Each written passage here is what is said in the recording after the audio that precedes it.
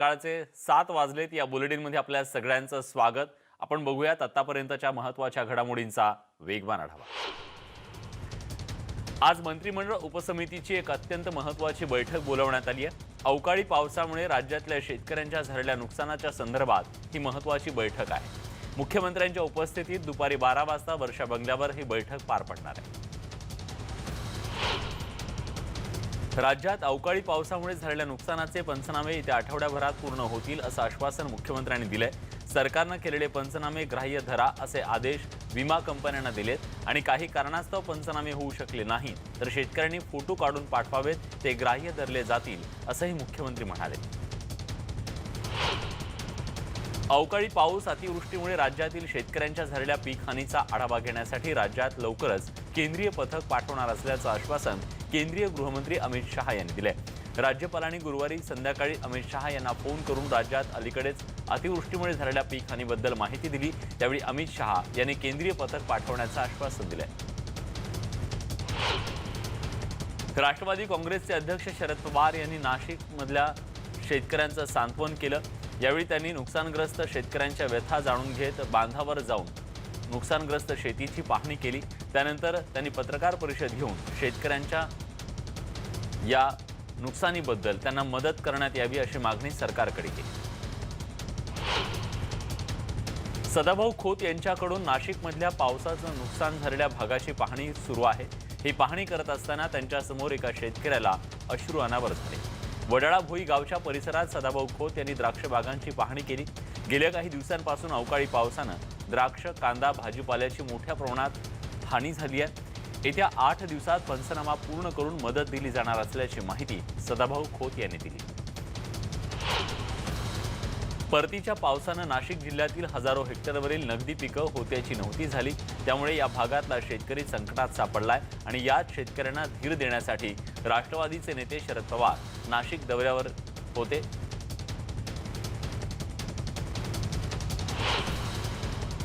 वाशिम जिल्ह्यात परतीच्या पावसामुळे शेतीचं अतोनात नुकसान झालं. या पावसामुळे खरीपाचं सोयाबीन, ज्वारी, कपाशी ही पिकं उद्ध्वस्त झाली. शेतकऱ्यांची दिवाळी अंधारात गेली. सरकारनं सरसकट नुकसान भरपाई देण्याच्या मागणीसाठी मारसूरच्या शेतकऱ्यांनी जिल्हाधिकारी कार्यालयावर यावेळी सोयाबीन जाळून आपला तीव्र निषेध व्यक्त केला. राज्यात सुरू असलेल्या अतिवृष्टीनं एकट्या पुणे विभागात 1 लाख हेक्टरहून अधिक पिकांचं नुकसान झाल्याचा प्राथमिक अंदाज कृषी विभागानं वर्तवलाय. त्यापैकी एकट्या पुणे जिल्ह्यात किमान 25 हेक्टरवरील उभी पिकं उद्ध्वस्त झाली आहेत. या अवकाळी पावसानं फक्त शेती पिकांचंच नुकसान झालेलं नाहीये तर अनेक ठिकाणी चक्रीवादळामुळे घरांचे पत्रेही उडून गेले. सर्वाधिक नुकसान जुन्नर आणि शिरूर तालुक्यात झालंय. अशातच सरकारनं 33% अधिक नुकसान असेल तरच पंचनामे करण्याची भूमिका घेतली आहे. त्यामुळे शेतकऱ्यांमध्ये नाराजी आहे. परतीच्या पावसानं राज्यातील अनेक भागात अक्षरशः धुमाकूळ घालत पिकांची नासाडी केली आहे. फळबागा उद्ध्वस्त केल्या. त्यामुळे बळीराजावर आभाळा एवढं मोठं संकट कोसळलंय. एकीकडे शेतकरी मिठाकुटीला आलेला असताना दुसरीकडे सरकारकडून मदत मिळत नसल्याचा आरोप येवल्यातल्या सायगाव इथल्या किसान क्रांती एल्गार परिषदेत करण्यात आला. यात अतिवृष्टीमुळे झालेल्या नुकसानाची सरसकट भरपाई देण्यात यावी, सातबारा कोरा करण्यात यावा यासह इतर मागण्या सुद्धा करण्यात आल्या. भिवंडीमध्ये परतीच्या पावसामुळे शेकडो एकर भात शेतीचं मोठ्या प्रमाणात नुकसान झालंय. हाताशी आलेलं भात पीक डोळ्या देखत मातीमोल झाल्यानं शेतकरी हवालदिल झालाय. असं असून सुद्धा महसूल विभागानं पंचनामे केले नसून कुठल्याच प्रकारे मदत मिळत नसल्यानं महसूल विभागानं तात्काळ पंचनामे सुरू करण्यासाठी श्रमजीवी संघटनेचं आंदोलन सध्या सुरू आहे. भिवंडी तहसीलदार कार्यालयाच्या समोर सत्याग्रह आंदोलन सुरू करण्यात आलंय. तर वाडा, शहापूर तहसील कार्यालयाच्या समोर सुद्धा सत्याग्रह आंदोलन सुरू आहे. क्यार चक्रीवादळ आणि होणाऱ्या अवकाळी पावसाचा फटका कोकणातील मच्छीमार बांधवांना बसलाय. गेल्या 4 ते 5 दिवसांपासून कोकणातील मासेमारी ठप्प झाली आहे. समुद्र खवळल्यामुळे मासेमारीसाठी अनुकूल परिस्थिती नाही आहे. त्यामुळे आणखी 3 ते 4 दिवस मासेमारी बंद राहण्याची चिन्ह आहे. मराठवाड्यात गेल्या 5 वर्षांपासून कोरड्या दुष्काळाचा सामना करत होता. आता गेल्या अनेक वर्षांपासून मराठवाड्यात ओला दुष्काळ शेतकऱ्यांच्या नशिबी आलाय. ओल्या दुष्काळाचे चटके सध्या मराठवाड्यातल्या शेतकऱ्यांना बसतायत। गेल्या 5 ते 7 वर्षांपासून कोरड्या पडलेल्या विहिरी आणि बोरवेल आता तुडुंब भरून वाहत आहेत। नुसत्या भरल्या नाहीये तर ओसंडून वाहत आहेत। हे पाणी शेतात शिरल्यानं पिकांचं नुकसान होतंय। अहमदनगर जिल्ह्यातील श्रीरामपूरच्या शेतकऱ्यांनी आपल्या शेतीतील सोयाबीनच्या पिकाला आग लावली। सतत कोसळणाऱ्या पावसानं पिकांचं नुकसान झालंय, त्यामुळे हवालदिल झालेल्या शेतकऱ्यांना खराब झालेल्या पिकाला आग लावून आपला संताप व्यक्त केला। धुळे जिल्ह्यात पावसामुळे झालेल्या नुकसानीचे पंचनामे करून सरकारकडून नुकसान भरपाई मिळावी यासाठी धुळे जिल्हा भारतीय जनता पार्टीच्या वतीनं जिल्हाधिकाऱ्यांना निवेदन देण्यात आलं। यावर्षी परतीच्या पावसानं जोरदार थैमान घातल्यानं शेतकऱ्यांच्या हातातोंडाशी आलेला घास अतिवृष्टीनं हिरावून घेतलाय। पावसामुळे खरीप हंगामात येणारे मूग, ज्वारी, बाजरीसह कापूस काढणी अगोदरच शेतात सडून नष्ट झाले। परतीच्या पावसामुळे दौंड तालुक्यामध्ये सुद्धा शेतकऱ्यांचं मोठं नुकसान झालंय। टोमॅटोच्या शेतात पाणी साचल्यानं टोमॅटो सडून गेलाय। वांग्याच्या शेतीलाही कीड लागली आहे। या नुकसानीबद्दल दौंड तालुक्यातील प्रशासनाकडून अद्याप कुठलीही दखल घेण्यात आलेली नाहीये, त्यामुळे दौंड तालुक्यातील शेतकरी हवालदिल झालाय।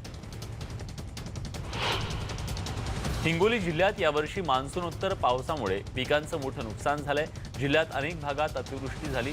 ज्या शेतात सोयाबीन उभं होतं त्या सोयाबीनला जागीच कोंब फुटतायत, त्यामुळे सोयाबीन कापण्यात सुद्धा काही उपयोग राहिलेला नाहीये, त्यामुळे ते जागेवर सडून जात आहे। कापूस, ज्वारीसह अनेक पिकांचं सुद्धा अतोनात नुकसान झालंय। दिंडोरीमध्ये अतिवृष्टीमुळे द्राक्ष बागांचं झालेलं नुकसान आणि कर्जबाजारीपणाला कंटाळून एका शेतकऱ्यानं विष पिऊन आत्महत्या केली आहे। दिंडोरीच्या मोहाडी इथं ही घटना घडली आहे। संजय भास्कर देशमुख असं आत्महत्या केलेल्या शेतकऱ्याचं नाव आहे। नाशिक जिल्ह्यातील ग्रामीण भागात शेतकऱ्यांचं आत्महत्यांचं सत्र सुरूच असून नापिकी आणि कर्जबाजारीपणाला कंटाळून 2 दिवसात 3 शेतकऱ्यांनी आत्महत्या केली आहे। मोर्शी वरुड तालुक्यात मोठ्या प्रमाणात संत्र्यांचं उत्पादन घेतलं जात आहे, मात्र या शेतकऱ्यांना कुठल्याच प्रकारचं मार्गदर्शन मिळत नसल्यानं संत्र्यांवर रोग पसरायला सुरुवात झाली आहे। सध्या संत्र्याला अचानक गळती सुरू झाल्यानं मोर्शी वरुड तालुक्यातील संत्रा उत्पादक शेतकरी हवालदिल झालाय। मुख्यमंत्री शिवसेनेचाच होणार, ठरलं तर शिवसेना बहुमत सिद्ध करू शकते, असं शिवसेनेचे खासदार संजय राऊत यांनी म्हटलंय। महाराष्ट्राची जनता शिवसेनेचा मुख्यमंत्री पाहू इच्छिते, असंही त्यांनी म्हटलंय। इतकंच नाही तर मुख्यमंत्री पदासह समसमान वाटप झालं पाहिजे, अशी मागणी सुद्धा त्यांनी पुन्हा एकदा लावून धरली आहे। सत्ता वाटपाच्या संदर्भात उद्धव ठाकरेंशी बोलणं झालं नसून आमच्यासमोर काही प्रस्ताव नसल्याचं शरद पवार यांनी न्यूज 18 लोकमतला दिलेल्या खास मुलाखतीत सांगितलंय। शिवसेनेनं केलेला सत्ता स्थापनेचा दावा शरद पवारांच्या वक्तव्यानंतर फुसकाबार ठरलाय। सेना आणि राष्ट्रवादी एकत्र सरकार स्थापन करायची काही शक्यता नसल्याचं सुद्धा शरद पवार म्हणाले। राष्ट्रवादी विधानसभा अध्यक्षपदी उमेदवार उभा करणार असून शिवसेना आणि भाजपला सत्ता स्थापन करता येत नसेल तर राष्ट्रवादी सत्ता स्थापन करण्यासाठी पुढाकार घेईल, असं राष्ट्रवादीचे प्रवक्ते नवाब मलिक यांनी म्हटलंय। मुख्यमंत्री हा महायुतीचाच होईल, तणावाची जी स्थिती निर्माण झाली आहे ती निवळेल आणि योग्य वेळी युतीची सत्ता स्थापन होईल, असं सुधीर मुनगंटीवार यांनी विश्वास व्यक्त केलाय। आदित्य ठाकरे सध्या लहान आहेत, त्यांचा अनुभव सुद्धा कमी आहे, त्यामुळे त्यांच्यासाठी मुख्यमंत्री पदाचा आग्रह शिवसेनेनं सोडावा, असा सल्ला केंद्रीय मंत्री रामदास आठवले यांनी दिलाय। दरम्यान अनुभव नसलेल्या आदित्य यांना मुख्यमंत्री बनवण्यात संजय राऊत यांचा काय स्वार्थ आहे, असा सवाल आठवलेंनी उपस्थित केलाय।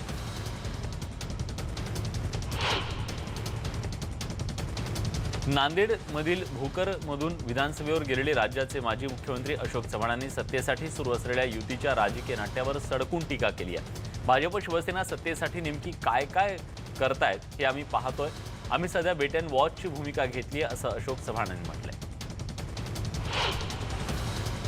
आम्ही सध्या वेट अँड वॉचच्या भूमिकेत आहोत, अशी प्रतिक्रिया माजी विधानसभा विरोधी पक्षनेते विजय वडेट्टीवार यांनी दिली आहे। युतीच्या सत्ता नाट्यावरही त्यांनी यावेळी टीका केली आहे। भाजप सेनेचं नेमकं काय चालू आहे ते आम्ही सध्या पाहतोय, असंही त्यांनी म्हटलंय। राज्याचे काँग्रेसचे प्रदेशाध्यक्ष बाळासाहेब थोरात यांनीही काँग्रेसची भूमिका वेट अँड वॉचची असल्याचं म्हटलंय। राज्यात राष्ट्रवादीनं विरोधी बाकावर बसण्याची तयारी दर्शवली आहे, पण काँग्रेस काही वेगळी भूमिका घेण्याच्या मार्गावर असल्याचं काँग्रेसच्या नेत्यांच्या प्रतिक्रियेतून दिसतंय। शिवसेनेच्या दाव्यातील हवा काँग्रेसनं काढून घेतली आहे. शिवसेनेसोबत जाण्याचा प्रश्नच नाही, आम्ही विरोधात बसून जनतेची सेवा करणार असल्याचं काँग्रेसचे ज्येष्ठ नेते सुशीलकुमार शिंदे यांनी स्पष्ट केलं. सत्ता स्थापनेसाठी काँग्रेस शिवसेनेला पाठिंबा देणार नसल्याची भूमिका काँग्रेस नेत्यांनी व्यक्त केली आहे. तशी माहिती काँग्रेस प्रभारी मल्लिकार्जुन खरगेंनी दिली आहे. शिवसेनेला पाठिंबा देण्यास काँग्रेस तयार नाहीये.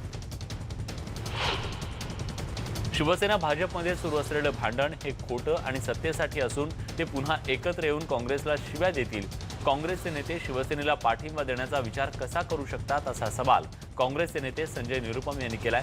ट्विट करून त्यांनी आपली ही भूमिका मांडली आहे. येत्या 5 ते 6 तारखेला नव्या सरकारचा शपथविधी सोहळा पार पडणार असल्याची सूत्रांकडून माहिती मिळते.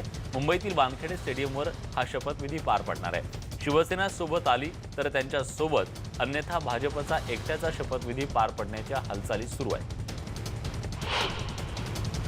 अहमदनगर, कर्जत, जामखेड मतदारसंघातील राष्ट्रवादी काँग्रेसचे उमेदवार रोहित पवार जामखेडमध्ये विजय रॅली काढण्यात आली. यात्रेला तरुणांचा मोठा सहभाग होता. रोहित पवार यांच्या विजयानंतर पहिल्यांदाच रोहित पवारांची ही विजय रॅली काढण्यात आली. कर्जतमध्ये पुन्हा रोहित पवारांची विजय रॅली निघणार आहे. स्वागत, तुम्ही पाहताय सुपरफास्ट महाराष्ट्र. बघूयात आणखी काही महत्त्वाच्या घडामोडींचा सुपरफास्ट आढावा. औरंगाबादमध्ये बनावट नोटा छापून कमी दरात विकणाऱ्या 3 जणांना अटक करण्यात आली आहे. आरोपींमध्ये एका उत्तर प्रदेशच्या आरोपीचा समावेश आहे. पुंडलिक नगर पोलिसांनी ही कारवाई केली आहे. 15,000 रुपयांच्या बनावट नोटा यावेळी जप्त करण्यात आल्या. बनावट नोटांचं मोठं आंतरराज्यीय रॅकेट उघड होण्याची शक्यता पोलिसांनी वर्तवली आहे. मुरबाड कल्याण महामार्गावर एसटी आणि खासगी बसची समोरासमोर धडक होऊन अपघात झालाय. या अपघातात 10 ते 12 जण जखमी झाले असून 2 जण गंभीर जखमी झाले. या जखमींचा आकडा आणखी वाढण्याची शक्यता आहे. पीएमसी बँक घोटाळा समोर आल्यानंतर आता आणखी एका खातेदाराचा मृत्यू झालाय. खारघरमधल्या वीक कुटुंबातील 64 वर्षीय कुलदीप कौर यांचा हृदयविकाराच्या झटक्यानं मृत्यू झालाय. पीएमसी बँकेत 15 लाखांच्या ठेवी असल्यामुळे आता पैसे मिळतील की नाही या विवंचनेनं कौर यांचा मृत्यू झाल्याची माहिती मिळते. महाराष्ट्र सरकारनं दलित शब्दाऐवजी नवबौद्ध शब्द लावण्याचे काढलेले परिपत्रक रद्द करण्याच्या मागणीसाठी भंडाऱ्यामध्ये जिल्हाधिकारी कार्यालयाच्या समोर धरणं आंदोलन केलं जात आहे. Register Buddhist society of India आणि पंजीकृत बौद्ध समाज महाराष्ट्र युनियनच्या वतीनं हे आंदोलन करण्यात आलं. बार्शीमध्ये महालक्ष्मी ज्वेलर्स दुकानामध्ये मध्यरात्रीच्या सुमारास अज्ञात चोरट्यांनी 6 किलो चांदी चोरून नेली आहे. बार्शीतील मुख्य बाजारपेठेत असलेल्या दुकानातून ही चोरी झाल्यानं मोठी खळबळ माजली आहे. चोरट्यांनी दुकानातून सीसीटीव्ही कॅमेराही चोरून नेलाय. श्वान पथकाद्वारे या चोरट्यांचा शोध घेणं सुरू आहे. पाचोरा तालुक्यातील लोहाऱ्यातील रहिवासी काशीनाथ राजपूत आणि गोपाल राजपूत यांच्यावर शेतात आग्यामशांनी हल्ला केलाय. यात काशीनाथ राजपूत हे गंभीर जखमी झाले. मात्र त्यांच्यावर पाचोऱ्यामधील रुग्णालयात उपचार सुरू असताना त्यांचा दुर्दैवी मृत्यू झाला. दुष्काळी भाग म्हणून ओळख असलेल्या सांगलीतल्या आटपाडीतील राजेवाडी तलाव सध्या ओसंडून वाहतोय. त्यामुळे हे एक पर्यटन स्थळ बनलंय. हा तलाव आणि त्याच्या आजूबाजूला मनमोहक निसर्ग सगळ्यांना आकर्षित करतोय. बंधाऱ्यावरून पाणी वाहत असल्यानं तलावाला धबधब्याचं स्वरूप आलंय. या ठिकाणी पर्यटनासाठी येण्यासाठी हजारो नागरिक गर्दी करत आहेत. वर्ध्याच्या पुलगाव इथं पैशाच्या वादातून युवकाला बेदम मारहाण करत त्याची दुचाकी पेटवून दिल्याची धक्कादायक घटना घडली आहे. बिट्टू हिवरकर असं आरोपीचं नाव असून त्याचा कपिल जाधवांसोबत वाद झाला होता. भाजपचे खासदार तथा केंद्रीय राज्यमंत्री रावसाहेब दानवे यांनी गोहत्येसंदर्भात केलेल्या वादग्रस्त विधानाचं बजरंग सेनेकडून निषेध व्यक्त करत त्यांचं पद बरखास्त करण्याची मागणी बजरंग सेनेच्या वतीनं करण्यात आली आहे. विधानसभा निवडणुकीच्या काळात रावसाहेब दानवे यांची एक व्हिडिओ क्लिप व्हायरल झाली होती. हिंगोली जिल्ह्यात 80 वर्षाच्या इतिहासात पहिल्यांदाच पट्टेदार वाघाचं अस्तित्व जाणवलंय. कलगाव ते खंडाळा शिवाराच्या दरम्यान प्रमोद पौळ या शेतकऱ्याच्या शेतात आखाड्यावर बांधलेल्या जनावरांवर या पट्टेदार वाघानं हल्ला केला. यात 2 गायी मरण पावल्या. केंद्र सरकारकडून सुरू करण्यात आलेली आयुष्मान भारत योजनेचा जिल्ह्यात 6,538 रुग्णांनी लाभ घेतलाय. वर्ध्याच्या विकास भवन येथील खासदार रामदास तडस यांनी जिल्हा शल्यचिकित्सक पुरुषोत्तम मडावी आणि सावंगी रुग्णालयाचे उदय मेघे यांच्या उपस्थितीत लाभार्थींशी संवाद साधला। ठाण्यातल्या हायलँड गार्डन्स या कॉम्प्लेक्सनं सगळे रहिवासी एकत्र यावेत म्हणून दिवाळीत एका स्पर्धेचं आयोजन केलं होतं। उच्चभ्रू लोकांच्या 12 टोलेजंग इमारतींच्या या कॉम्प्लेक्समध्ये लॉबी डेकोरेशन स्पर्धा आयोजित करण्यात आली होती। सगळ्या इमारतीतल्या लोकांनी आपल्या कामातून वेळ काढत आपापली लॉबी सुशोभित केली। ठाण्यातील मरोनमार नगर इथं एका पिसाळलेल्या कुत्र्यानं 9 जणांना चावे घेऊन खळबळ उडवून दिली आहे। जखमी झालेल्या नागरिकांमध्ये 5 मुलांचा समावेश असून सर्व जखमींना ठाण्याच्या सिव्हिल रुग्णालयात भरती करण्यात आले। उल्हासनगरमध्ये फुटपाथवरच्या अनधिकृत फेरीवाल्यांवर कारवाई करण्यात आली। शहाड फाटक, नेहरू चाचा चौक, गोल मैदान या सगळ्या परिसरातून दुपारपासून कारवाई सुरू झाली। इतकंच नाही तर थेट जेसीबीनं काही फेरीवाल्यांच्या गाड्यांची तोडफोड सुद्धा करण्यात आली। दुसरीकडे डोंबिवलीत आयुक्तांनी कारवाई केल्यानंतरही फेरीवाल्यांनी पुन्हा एकदा आपली दुकानं थाटली आहेत। त्यामुळे फेरीवाल्यांच्या आयुक्तांचा धाक राहिला नाही का हा प्रश्न विचारला जातोय। तर महापालिका अधिकारी आणि फेरीवाले यांचं साटलोटं असल्याचा आरोप व्यापारी वर्ग करतोय। पीएमसी बँक घोटाळा समोर आल्यानंतर आता आणखी एका खातेदाराचा मृत्यू झालाय। खारघरमधल्या 64 वर्षीय कुलदीप कौर यांचा हृदयविकाराच्या झटक्याने मृत्यू झालाय। झारखंड विधानसभेचा निवडणूक कार्यक्रम जाहीर झालाय। झारखंडमध्ये 5 टप्प्यात मतदान होणार आहे। झारखंडमध्ये 30 नोव्हेंबर रोजी पहिल्या टप्प्यासाठी, 7 डिसेंबर रोजी दुसऱ्या आणि 12 डिसेंबर रोजी तिसऱ्या, 16 डिसेंबर रोजी चौथ्या आणि 20 डिसेंबर रोजी 5व्या टप्प्यात मतदान होणार आहे। 23 डिसेंबर रोजी मतमोजणी होईल। दिल्लीमधलं वाढतं प्रदूषण पाहता आता ठोस पावलं उचलायला सुरुवात झाली आहे। सुप्रीम कोर्टाद्वारे स्थापन करण्यात आलेल्या संस्थेनं आरोग्य आणीबाणी घोषित केली आहे। पर्यावरण प्रदूषण नियंत्रण प्राधिकरणानं प्रदूषणाला आळा घालण्यासाठी 5 नोव्हेंबरपर्यंत दिल्ली एनसीआर मधल्या बांधकामांवर बंदी घालण्यात आली आहे। 5 नोव्हेंबरपर्यंत दिल्लीतल्या शाळाही बंद ठेवण्याचा निर्णय घेण्यात आला आहे। टोकियोमध्ये होणाऱ्या ऑलिम्पिक स्पर्धेसाठी आपलं स्थान निश्चित करण्याच्या दृष्टिकोनातून भारतीय महिला हॉकी संघानं एक पाऊल पुढे टाकलंय। भुवनेश्वर शहरात सुरू असलेल्या ऑलिम्पिक पात्रता फेरीच्या पहिल्या सामन्यात भारतीय महिलांनी अमेरिकेचा 5-1नं धुव्वा उडवलाय। दिल्लीच्या अरुण जेटली मैदानावर उद्या बांगलादेश विरुद्ध पहिला T20 सामना खेळवला जाणार आहे। परंतु दिल्लीतील वाढतं प्रदूषण आणि हवेची खालावलेली पातळी पाहता हा सामना दिल्ली बाहेर हलवण्याची मागणी काही पर्यावरणवादी आणि माजी खेळाडूंनी केली आहे। त्यामुळे सामन्यावर एरवी पावसाचं सावट असतं, यावेळी मात्र प्रदूषणाचं सावट असल्याचं दिसतंय। भारताचा स्टार क्रिकेटर रोहित शर्माला बांगलादेश विरुद्धच्या पहिल्या T20 सामना आता खेळता येणार आहे।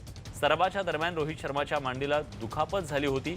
सरावावेळी रोहितच्या मांडीवर चेंडू इतका जोरात आदळला होता की त्यावेळी त्याला मैदान सोडावं लागलं होतं। अखेर रोहित उद्याचा सामना खेळणार असल्याचं सांगण्यात आलंय। बीसीसीआयचे नवनिर्वाचित अध्यक्ष सौरव गांगुली यांनी सचिन तेंडुलकरनं युवा खेळाडूंचा खेळ सुधारण्यासाठी काम करावं अशी इच्छा व्यक्त केली आहे। सूत्रांच्या माहितीनुसार या नव्या भूमिकेसाठी सचिनचं मन वळवण्याची प्रक्रिया सुरू आहे आणि ती आता पण आगामी स्टार खेळाडूंचा खेळ आणखी सुधारण्यासाठी सचिननं काम करावं अशी गांगुलीची इच्छा सचिन पूर्ण करतो का हे पाहणं महत्त्वाचं आहे। दबंग 3 नंतर सलमान खान राधे सिनेमात झळकणार आहे। 4 नोव्हेंबरपासून सलमानच्या राधे सिनेमाच्या शूटिंगला सुरुवात होतीये।